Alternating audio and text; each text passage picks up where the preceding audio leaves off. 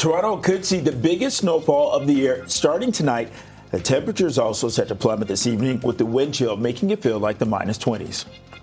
2 people have been arrested after a fight broke out downtown and a person was stabbed. And police are investigating after a deer was fatally shot with an arrow inside a cemetery in Etobicoke. And Bonnie Crombie has resigned as Ontario Liberal leader. This is Live at 5.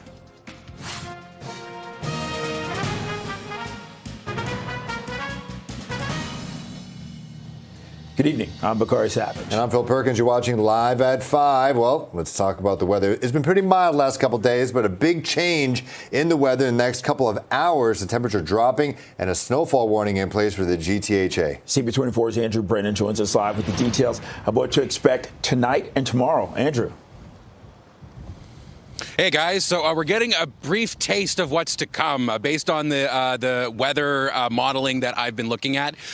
We're in southern Etobicoke, not far from the lake, and we're getting a wee dust of wet snow right now, and it should be wrapping up in a couple of minutes. The real fun begins tonight, and if over the course of this snowfall we get more than 12 centimeters, then it will become the biggest snowfall of this, at least still very, very young winter season. We're just only 2.5 weeks into winter. Let's not forget, it really does begin December 21st. Don't listen to that meteorological winter versus astronomical winter. The solstice is the 21st, 22nd. So that's when winter starts. As we're getting into a big snowfall, I don't see much movement right now, but I'm looking behind me. We could be starting to see some brine being done in the next little bit. Let's hear what Environment Canada is saying we should be on the lookout for tonight into tomorrow.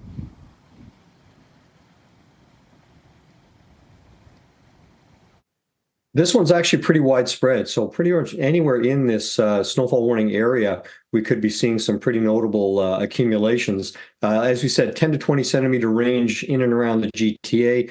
Probably the biggest amount somewhere east of the GTA, more into the Peterborough to the Ottawa Valley area, where they could see 15 to 25 centimeters from this system. So we've heard from the city of Toronto that they are getting ready for what is to come. So normally we'll see snow clearing once there's an accumulation of a couple of centimeters, usually 5 to 10, mostly for major streets. It's lower. And then they work out to secondary streets, prioritizing around hospitals, schools, and the like. So that will be what we should expect to see on the roads into the morning commute tomorrow, guys. The other thing to bear in mind as well is for folks taking the TTC, we did get an update from the TTC saying they are planning already for service adjustments, as they always do for winter weather. So for folks who say live around the Humber River or north of the city near North York General, and all those areas that are very hilly, those tend to be the stops that are put out of service during winter storms. So just something to bear in mind tomorrow as you're leaving the house to look at. But the snow isn't really coming until about 9 o'clock, 10 o'clock tonight, guys. So we'll have to see how things go, and we'll have to see if I actually have to put on a hat tonight. Okay, reporting live, CP24's Andrew Brennan. Well, a portion of Queen Street East in Leslieville is going to be down to just one lane in each direction for the coming months. The lane restrictions on Queen between Broadview and Davies Avenue, which is right at the DVP bridge, it's going to be in place until at least the spring. It's for streetcar track and water main replacement work that's expected to wrap up by April. And that's interstate traffic. Let's look at the highways right now. Here's Adjo and Yabwa. How's it looking? Oh, not so good. So many problems happening, Phil. Just watching a problem longstanding on the 401 if you're traveling on the eastbound side. So this is just in the transfer lanes as you make your way past Dixie. You will find the right lane and shoulder blocked because of this collision. One vehicle was in the ditch. That's not the case anymore, but still at least you have that single lane that is squeezing through. Further west on east on the 401, not west, eastbound 401 in the express through Keele. It is a transport truck that is stalled in the center lane, and then brand new problems coming into the traffic desk. This is the 401 westbound as you travel in the collectors right underneath the Allen. Find the right lane blocked. That is following a crash. Still have problems. This is the westbound 407 exit ramp that takes you to Lake Ridge. It's closed for an ongoing collision that is being cleaned up. And it looks like we do have another issue. Starting to see that light snow, wet snow coming down on the Burlington Skyway. This is the Niagara-bound side with the arrows. Niagara-bound QEW on the upside of the Burlington Skyway. We are dealing with a collision that does have the right lane blocked. Outside of camera view, problems I can't see on the eastbound lanes of the 403. Right at the link, crews dealing with a collision that is blocking the left lane. I'm going to send it over to Samantha at TTC Control at the TTC Control Center. Samantha, how is TTC preparing for the incoming weather? Thanks, Audra. So we are preparing tonight for the active weather going on. We are urging customers to leave some extra time when traveling. Now, when conditions get icy, there are bus stops located on hills that might not be safe to travel along. So those bus stops may be out of service. So make sure to visit ttc.ca and check if your stop is in fact going to be out of service. Now, later tonight, we do still have a planned subway closure on the portion of Line 1 between Finch and Eglinton stations for planned tunnel improvements that will be starting at 11 p.m. with shuttle buses running along Yonge Street between Finch and Eglinton. Now, regular service will resume tomorrow morning at around 6 a.m. Now, for more transit updates, make sure to visit ttc.ca or follow TTC Notices on X. Back to you. All right, thank you very much. Well, a former Toronto police officer is one of two people facing charges in an extortion investigation by York Regional Police and South Simcoe Police. 55-year-old John Madley of Barrie is facing 9 charges, including breach of trust and 4 counts of unauthorized use of a computer. Madley retired last April after 28 years with Toronto Police. The charges cover the period between January of 2024 and October 2025. 47-year-old Thomas Fippard of Toronto is charged with 3 counts of extortion and uttering threats. York Regional Police say the investigation involved an organized crime group. Police allege threats and violence were used to intimidate victims to settle gambling debts. Well, 2 people have been arrested after a stabbing downtown. It happened just before 10:30 this morning near Yonge and Gerrard. Police say the 2 people arrested were involved in a fight, part of which happened on TMU's campus. One of them was stabbed. We received a call at that time for 2 persons involved in an altercation or a fight. During that fight, one of the individuals was stabbed. They received multiple stab wounds and were rushed to hospital.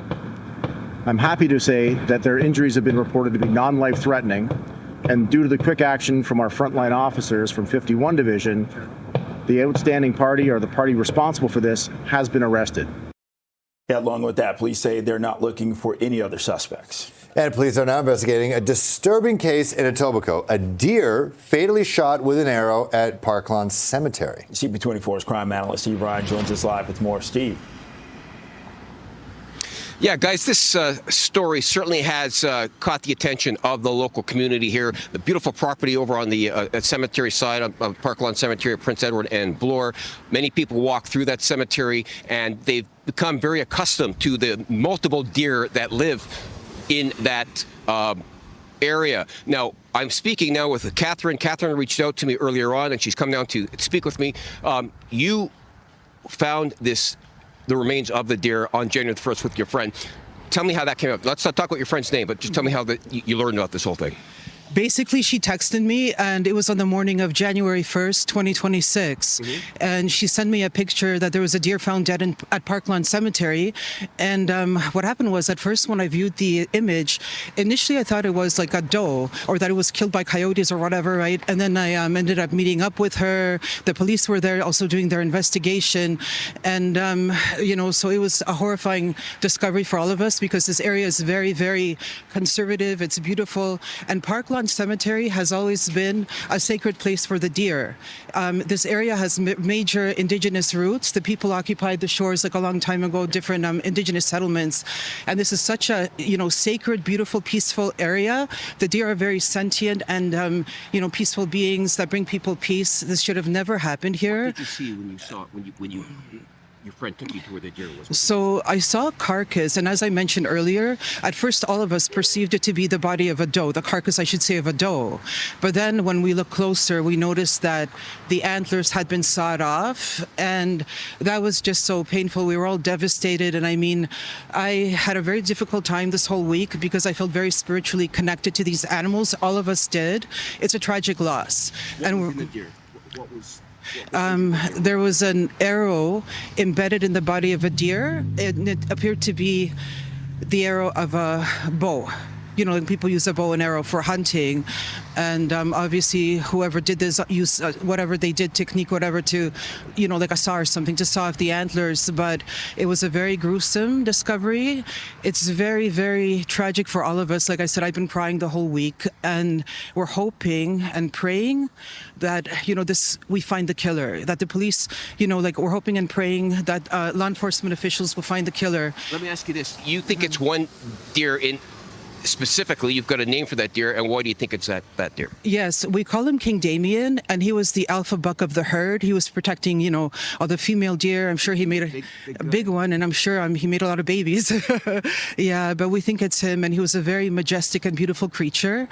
And like I said, it's a tragic loss, but like I said, they bring a lot of warmth to the community. People love seeing them. Kids come here, and another thing, there's also an element of danger because people could have been walking their dog. We're not sure exactly when this happened, but anybody could have been struck by that arrow and killed, right? Imagine that goes through your throat or something, right? It's horrible. So, well, Catherine, thank you for doing this. I'm sure you had to discover that, and I guess you're going to go back to the park area now yourself. Yes, the evil is not going to deter me from going there. I just hope that justice will be served for King Damien. May he rest in peace. Thank you, Catherine. You're welcome. This is a feeling that many of the people in this neighborhood have had today, guys.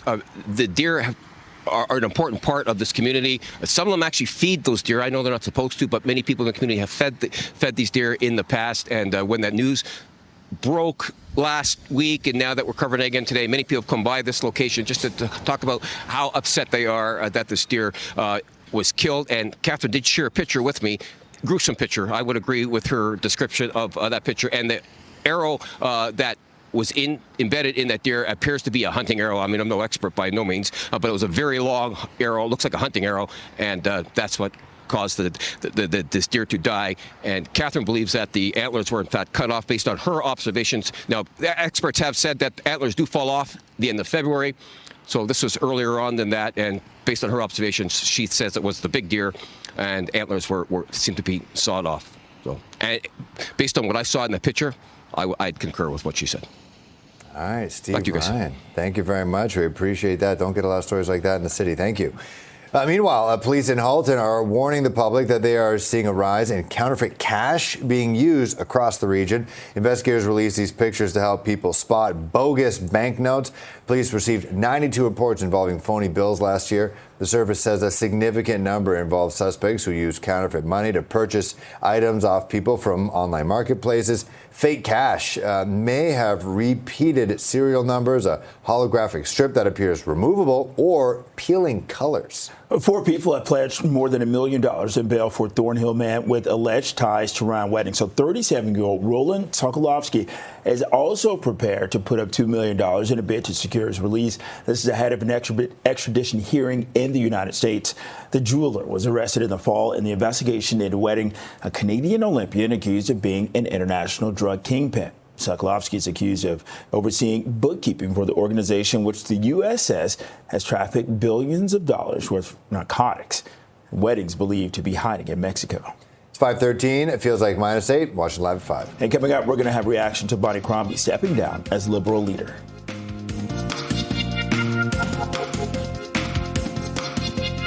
Welcome back. Bonnie Crombie has stepped down officially as Ontario Liberal leader, effective immediately. Yeah, Crombie had previously announced her intention to resign in September.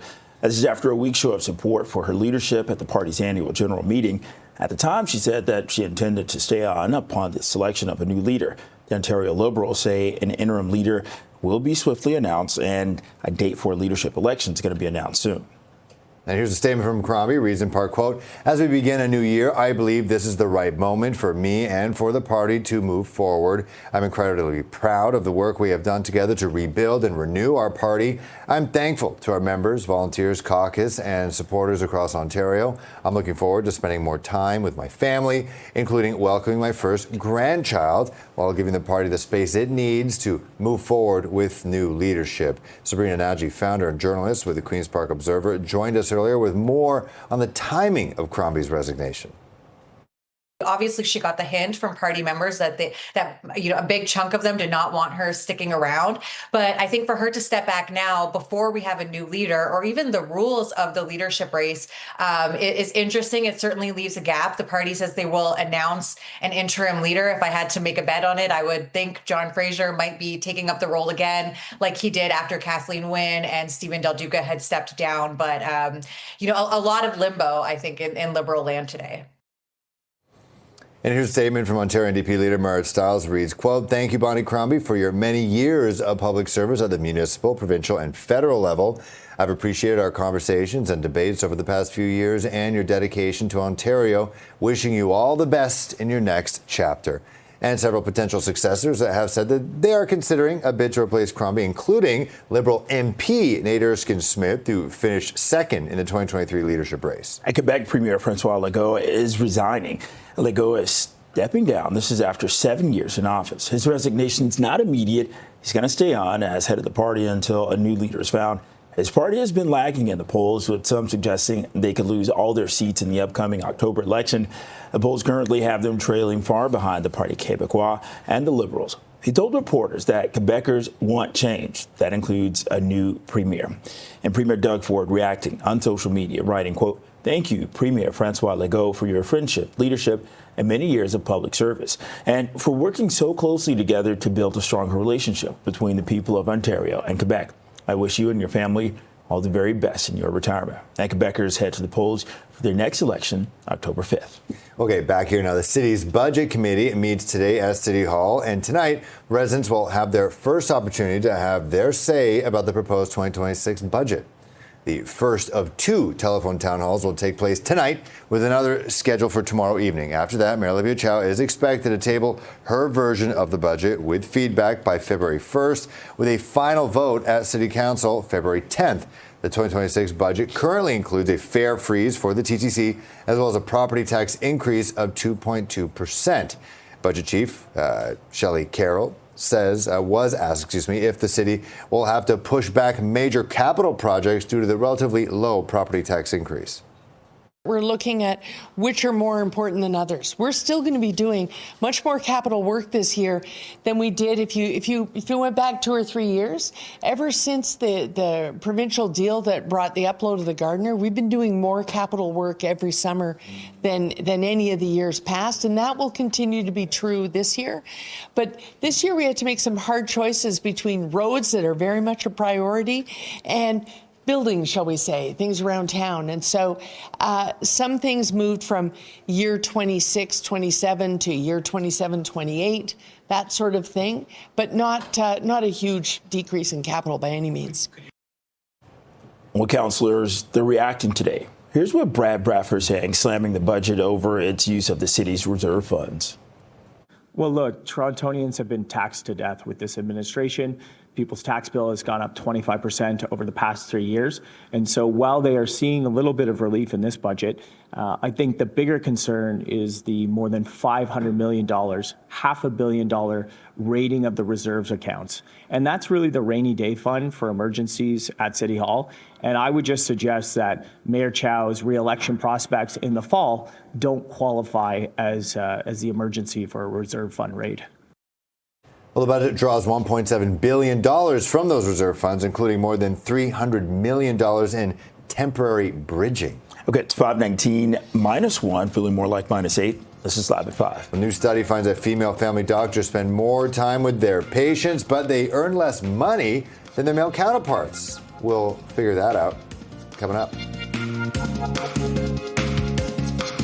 The province says that it's making another investment that'll help give more people access to a primary health care provider. So the government is saying it's going to spend up to $8 million to support planning for 16 new and expanded teaching clinics.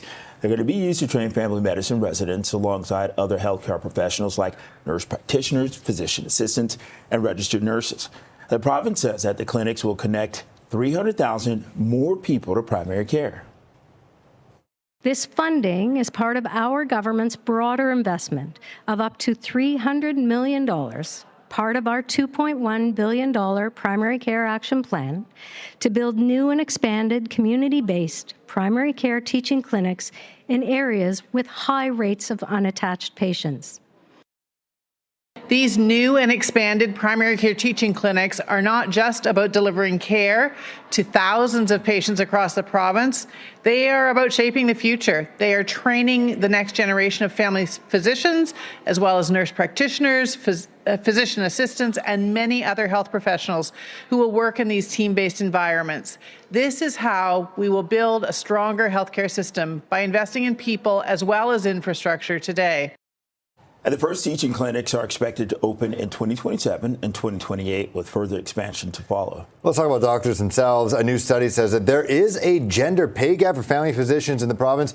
Female family doctors spend more time with their patients than their male colleagues, but make less money, according to the Ontario Medical Association and McMaster University. The study found that female physicians spend 15 to 20% longer with patients, but experience a gap of more than $45,000 in annual income. They would need to work about 2 hours more per day to close the divide. The study suggests changing the fee for service payment models to help address the issue. All right, it's 5:24, 1 below zero, but feeling more like 8 below. This is Live at 5. Well, after losing to Kyle Lowry and the 76ers on Monday night, the Raptors back in action against another former Raptor, Pascal Siakam in Indiana. Yeah, the Raptors are on the road tonight, taking on the Pacers in Indiana. Panthers. Colin Murray boils with it. Scotty Barnes, there you go. The Indiana Panthers. Yep. I mean, that'd be okay. Yep.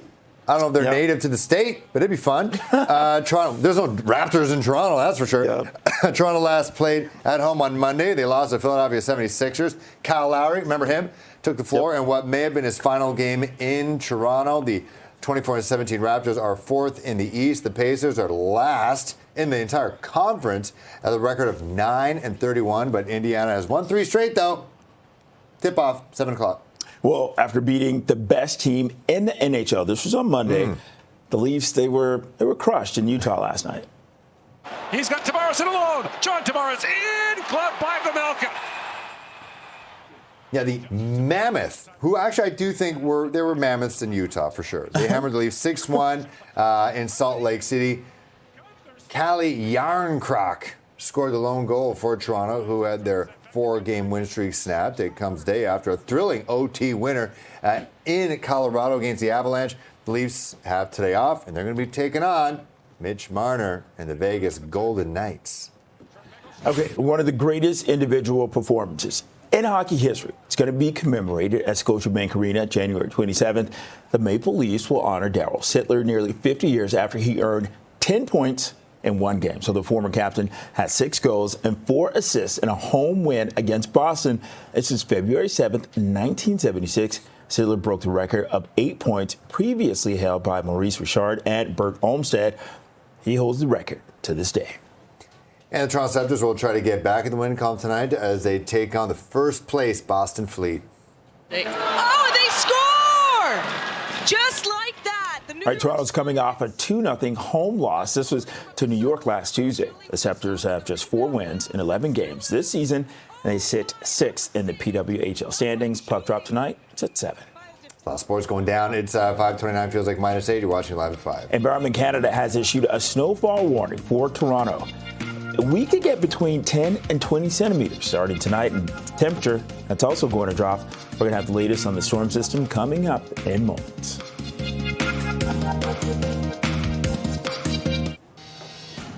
Toronto could see the biggest snowfall of the year starting tonight, and the temperature is also going to plummet, with the wind chill making it feel like -20 and lower. Well, 2 people have been arrested after a fight broke out downtown. 1 person was stabbed. And police are investigating after a deer was fatally shot with an arrow inside a cemetery in Etobicoke. And Bonnie Crombie has resigned as Ontario Liberal leader. This is Live at 5.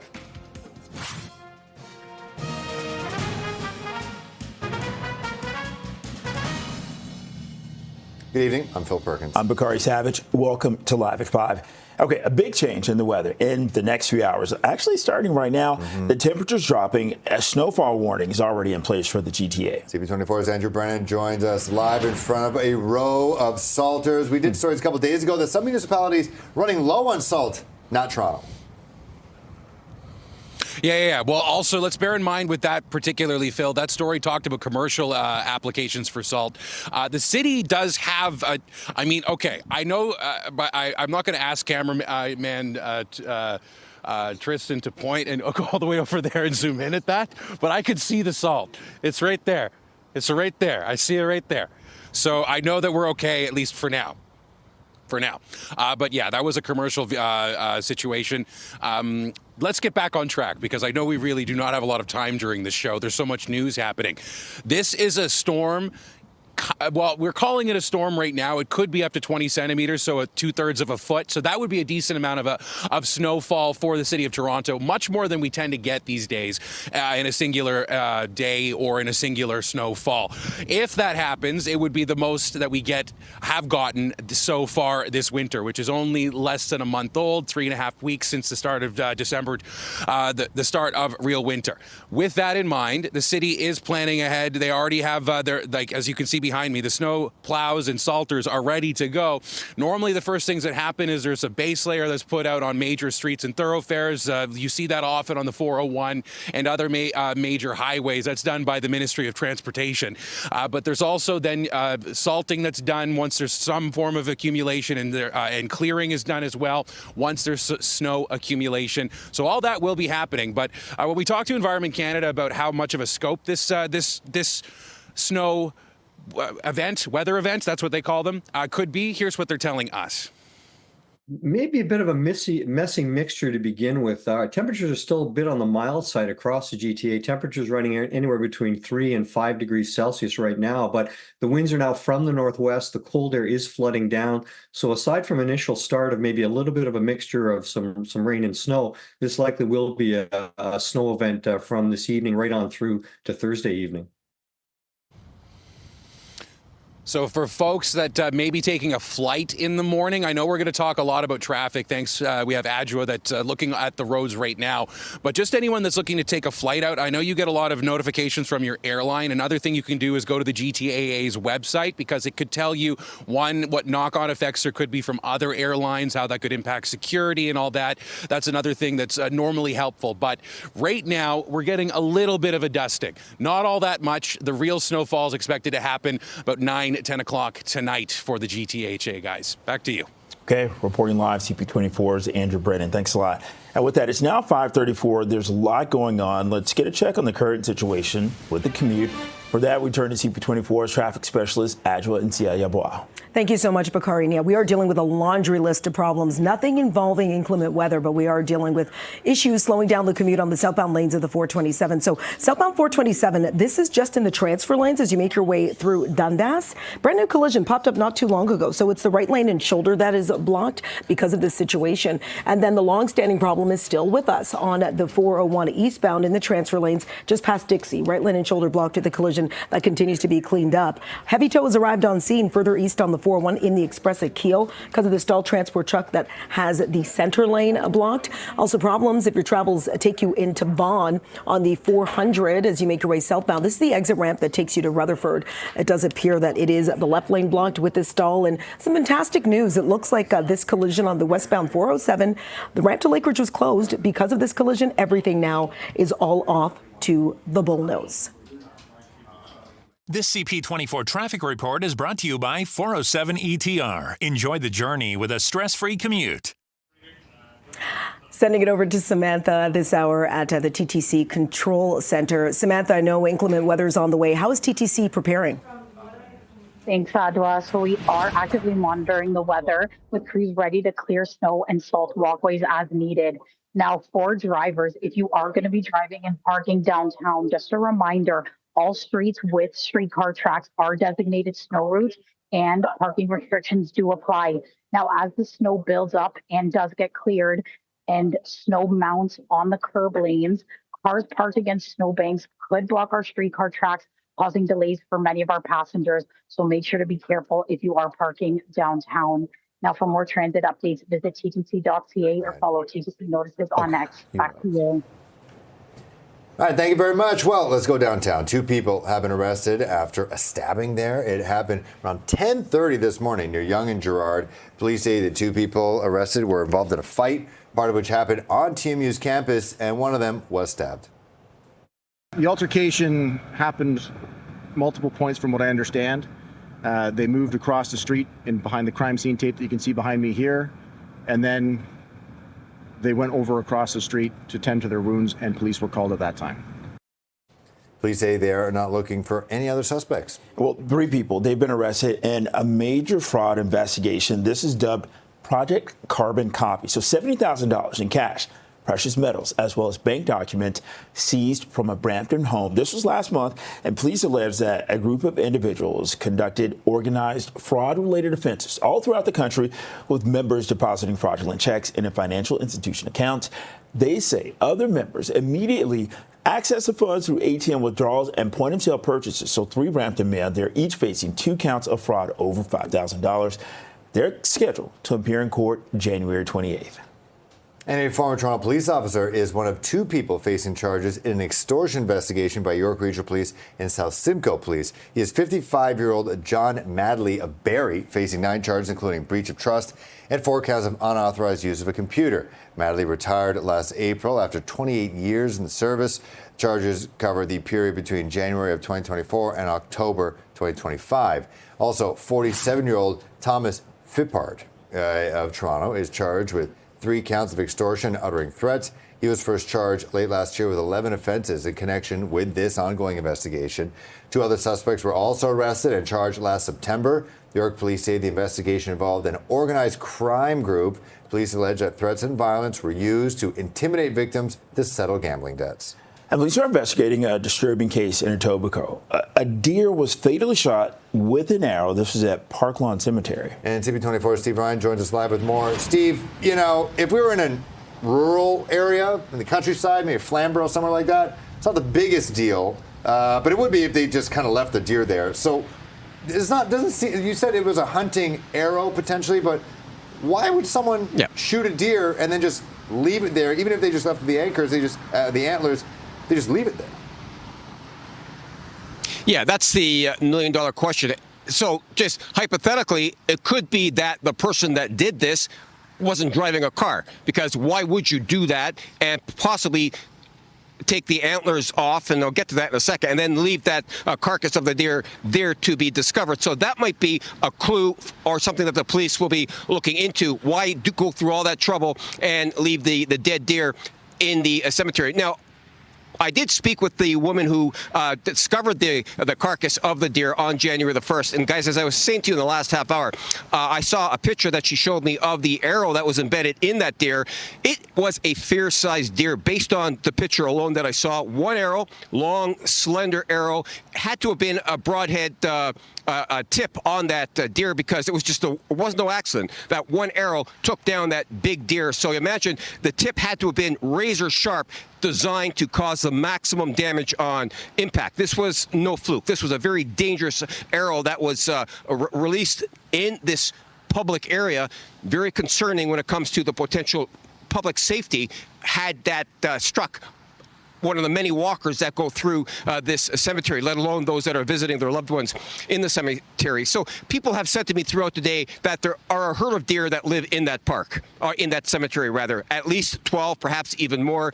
They have become very accustomed to the people that live in the area. Many people walk through the cemetery and visit those deer. So they are very saddened by the news that one of those deer was left to die in that cemetery with 1 arrow embedded in it. Now, we're going to hear from the woman who discovered the carcass. Again, after showing me the picture, it certainly does appear that this was intentional, for sure. That type of arrow is deadly, lethal. Clearly, it took down a big-sized deer with that 1 arrow, and I could see why this woman and others believe that the antlers were removed from this deer based on the picture alone. I've learned, obviously, that the buck lose their antlers during the wintertime, but based on the picture that this woman showed me, it certainly is a good possibility that those antlers were sawed off of that deer based on the evidence that was left at the location here when that picture was taken. Here's more from this woman who describes how she came to learn of this dead deer in the cemetery. Here's what she said. It was on the morning of January 1st, 2026, and she sent me a picture that there was a deer found dead at Parkland Cemetery. And what happened was, at first, when I viewed the image, initially I thought it was like a doe, or that it was killed by coyotes or whatever, right? And then I ended up meeting up with her. The police were there also doing their investigation. And, so it was a horrifying discovery for all of us, because this area is very, very conservative. It's beautiful. And Parkland Cemetery has always been a sacred place for the deer. This area has major indigenous roots. The people occupied the shores like a long time ago, different indigenous settlements. And this is such a, sacred, beautiful, peaceful area. The deer are very sentient and, peaceful beings that bring people peace. This should have never happened here. A dual investigation. 22 Division will conduct the criminal investigation with regards to the potential weapons charges, and the conservation authorities, of course, will deal with the provincial side of things. Those charges alone are almost better than the criminal charges when it comes to fines and potential jail time as a result of breaching that provincial legislation. If you have information, police are asking that you give them a call. Crime Stoppers is the perfect way to provide third-hand information. Remain anonymous if you like. Just let the officers know who you believe may have been responsible for what was left here in this cemetery. Reset. Back to you guys. All right, thank you very much, Steve. Live in Etobicoke, it is 5:43. Feels like -8. Watching live at 5. Hey, coming up, we're going to take you to the red carpet for the Starfleet Academy, the new Star Trek series, which was filmed right here in Toronto. First Academy class to return to our campus in San Star Trek fans are eagerly awaiting the launch of the new series, Starfleet Academy. It was filmed right here in Toronto. And tonight, cast members are hitting the red carpet for the show's premiere at the TIFF Lightbox. CTV's Andrew Case is there joining us with more. Firstly, are you a Trekkie? Do you enjoy Star Trek? And also tell us more about the Toronto connection for this show. Yes, okay, first of all, we're on the blue carpet because it is Star Trek. Now, Star Trek, some people still say Star Trek. But anyway, we're on the blue carpet at TIFF Lightbox. And I watch anything. My husband is a Star Wars, Star Trek fan, so I will watch anything he wants to watch because I'm a good partner. And so I should ask the two of you, are you Trekkies, first of all? Live long and prosper. I'm a Star Wars guy. I can't do both. That's like liking Manchester City and Manchester United. I'm just purely Star Wars, Darth Vader all the way. Star Trek, no. Andrea, you can't see it, but I was holding up the sign from Spock, live long and prosper. Bakari? I was just saying, you can't see it, but I was holding up the live long and prosper sign from Spock. Fantastic. Okay, so one of the beautiful things about this show is we talk about Toronto North and we talk about how important the film and television industry is to this city. This show was shot here. They started in August of 2024. It was one of the biggest sets ever at Pinewood Studios. And they're already shooting the second season. And this is 120 years into the future, the 32nd century. And this is a new set of cadets. So this is a brand new group of people entering the Star Trek universe, but we've got a couple of heavy hitters that are fronting this. You've got Holly Hunter, you've got Paul Giamatti, who's playing the bad guy, the villain this season. Holly Hunter is the commander of the fleet.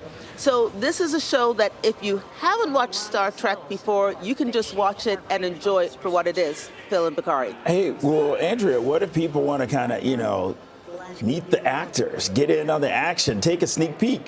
Do they still have time to get down there?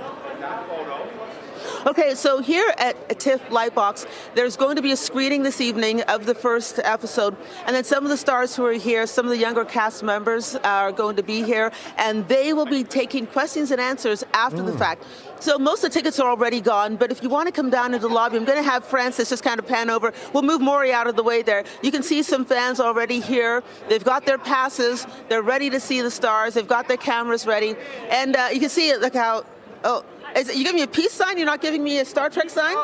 There you go. There you go. There you go. You've got the sign there. So some folks already here. This starts in about an hour. And so CTV News tonight at 6, right after your show, we'll be back to tell you who's here and what's going on. I'll send it back to you, Phil and Bakari. All right, Andrew Case, thanks so much. Also, shout out to you watching whatever your husband wants to watch. My wife always used to get so tired right before I want to watch football. I was like, I'm going to bed.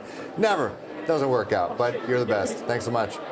I'll get to about 48, -1, feeling more like -8. This is Live at 5. Gonna get colder. Coming up, we'll have reaction to Bonnie Crombie stepping down as Liberal leader.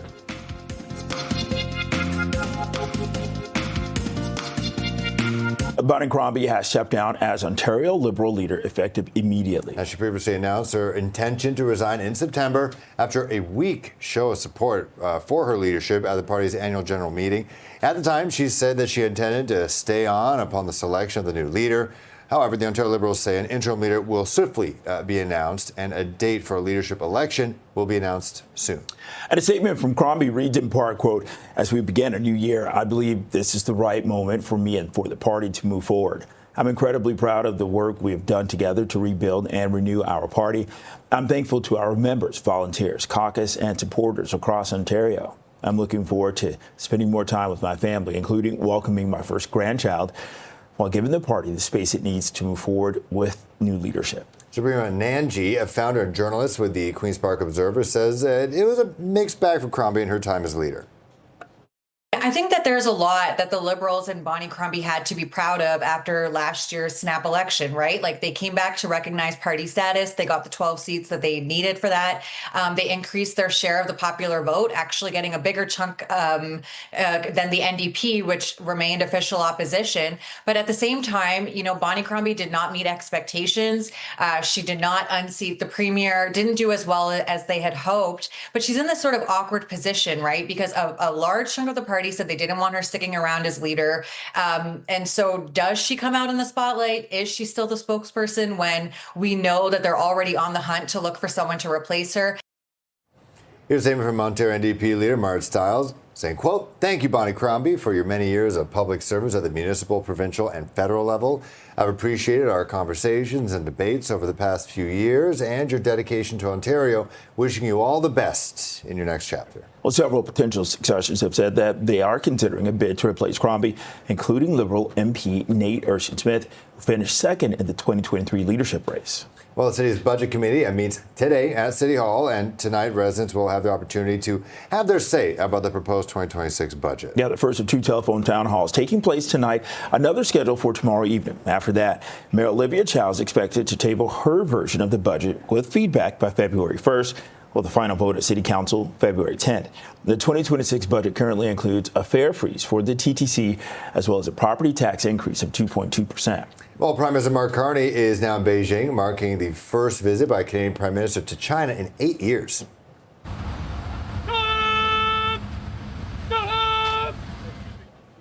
And Carney had a military welcome in Beijing today. And during this trip, he's going to meet with senior communist leaders before sitting down with President Xi Jinping Friday. And Carney has talked about advancing trade and environmental cooperation with China while keeping Beijing away from sectors that involve national security. It's 5:54, feels like -8. You're watching Live at 5. And coming up, we're going to take a look at the most streamed songs in the world last year.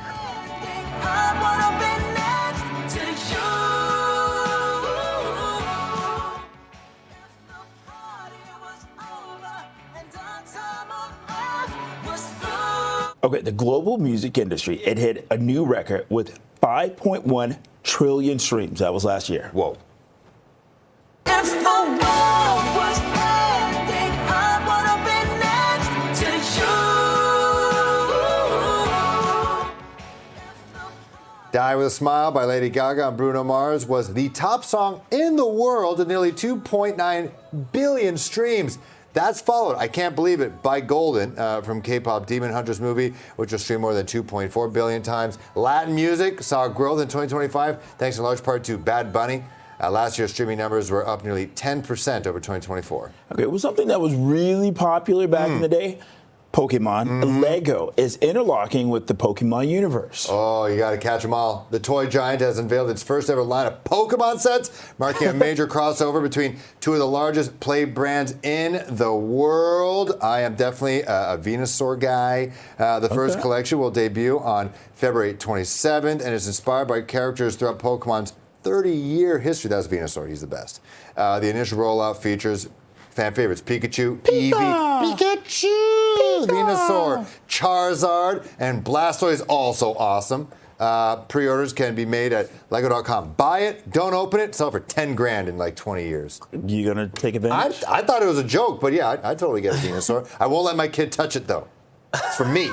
It's adult stuff. Right now it's 5:58, -1, feeling more like -8. This is Toronto's breaking news, CP24. The snow, it's coming down. That's our CN Tower camera. We could get between 10 and 20 centimeters by tomorrow afternoon. Get the toboggans ready. Today marks also 27 years since Toronto called in the army to help clear the snow. That was a tough time. Here's the thing. It's January. Yep. It's time for this weather. We've been kind of spoiled. Today was real nice. Been pretty nice. Earlier. Yeah. And if you don't like it, go to Mexico. Thank you for watching. CTV News at 6 is next.